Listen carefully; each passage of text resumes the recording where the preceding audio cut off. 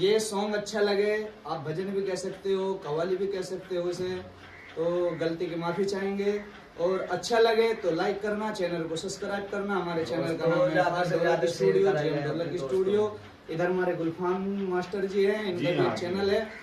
तो दोस्तों इन्हें भी सपोर्ट करा जाए और ज्यादा से ज्यादा मदद चाहते हैं अपने दोस्तों में शेयर करें। दबा के।